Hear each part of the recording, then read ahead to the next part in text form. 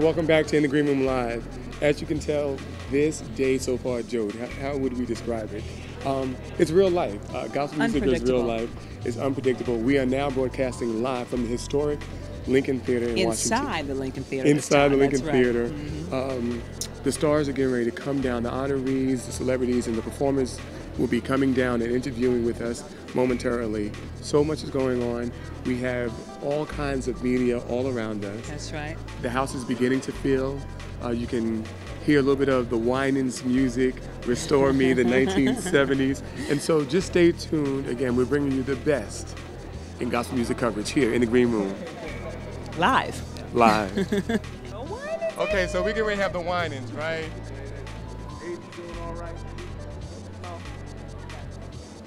How are you, sir? I'm absolutely fine. We got a good shot going on? How are you? And your name is? Jodie Johnson. Hi, Moses Alexander. Yes, JJ. Oh, man. How are you, sir? Hey, about a prophet on this. How are you? Jodie. Hi. Jodie. Moses and Jodie. Moses and Jodie. How about that? Like we was season. You are still in the Green Room Live. It is a bevy of love here. Bevy. Good word. Is that not a good word? That's a good word. We got some wordsmiths He'll going see you on. bevy and raise you loquacious. Yes. Okay. It's a bevy of love here, and we have the legendary Winans. We're going to have them introduce themselves to you. He doesn't know me. I'm Marvin Winans. I'm Carvin Winans. I'm Michael Winans. I want to cut that. I do know who they are. Okay. Yeah, he definitely knows who you are. Okay. You all have shaped so much of gospel because you were nonconformists. What was that like in the 70s when restoration and before the church was ready to hear the kind of sound? What was that like for you? We didn't think we were nonconformists. We were just so young, and we started writing when we were in our teenage years, and so we were brought up in the church. We knew nothing but the church, and yet we were children of the 60s and 70s, and growing up in Motown when Motown was in Motown.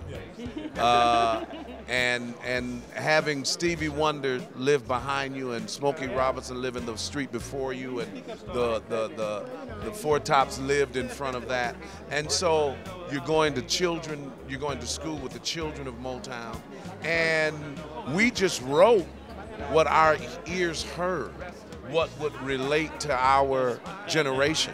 So we didn't know we were starting a movement. We were just being true and loyal to the gifts that we had. And what's wonderful is you were able to make that combination of that Motown sound, but with the message of Christ. And that's what's made the lasting impact. Yes. That's what's done it. Yes, and I think that's what made it unique in that we weren't in the trappings of, I remember we did our first record, and I was working downtown at the gas company. And it was called Love Covers. Testify. Keep it real. And so I took it. I was in the mailroom. And so I took it around to people that I worked with, and they said, "This isn't gospel." I said, "What do you mean?" You know, I guess they wanted us to sing "Sometimes I Feel Like a Motherless Child," and yet we knew our mother, grandmother, and great-grandmother on my mama's side. Right. And so we simply wrote. I think Carvin's song was his first song was a little traditional, in that I went to the riverside. Don't pay any attention. I'm put you on blast. He put you on blast, Carvin. He put you on blast. But my point is that we wrote what we felt as a 13, 14, 15-year-old, and it just came out that we were starting a movement.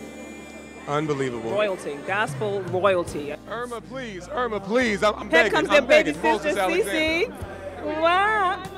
Let me tell you, we have the Queen. We have all the Queen. We love her. I'm losing it. The Queen.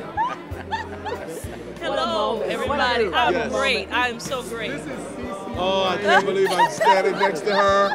Why are you squeezing me? I want to know, what's it like during holidays and Kinda family like this. meals. Is this what it is? right now. Can I come? I want to be there. This is All so the way fun. live. Trust me, it's either going to be a fight, a song.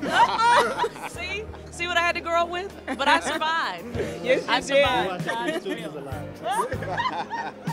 Now, Cece, your path from, now you're not going to believe it, I begged my mother to buy that $10 Lord Lift Us Up Where We Belong, PTL.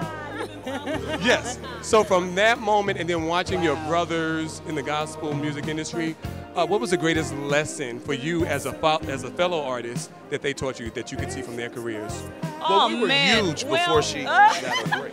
Well, that's the cutting thing. up. They taught us to do the best. You know, the Winans were just the best. You know, it was no second because they were gospel, but they could compete with anybody, and we had a standard that we had to come up behind. You know, they always had great music. They were polished. They had the greatest concerts. I mean, you can tell I'm still one of their biggest fans. You know, but we had that standard to go from, and so BB and CC, we had to come out right, or they would have dogged us all the way. They told us that when we were younger. Well, of course not. We need I to know rap. all that. Listen, Irma, I love Irma Bird. Irma saying wrap it up. Wrap it up. We're going to wrap it up. She goes like this. When Irma says rap, everybody Wrap it up. We're going to find somebody else for you. Thank you so much. Irma, let them see your face. We love it. We love it. This is Irma Bird. She knows everybody. She knows everybody. It's a wrap. Here in the Green Room Live. We love you.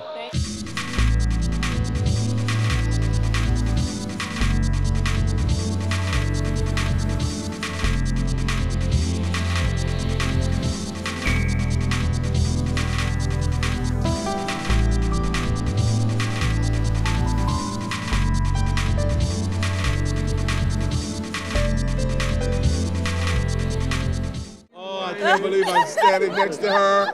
Why are you squeezing I me? can't.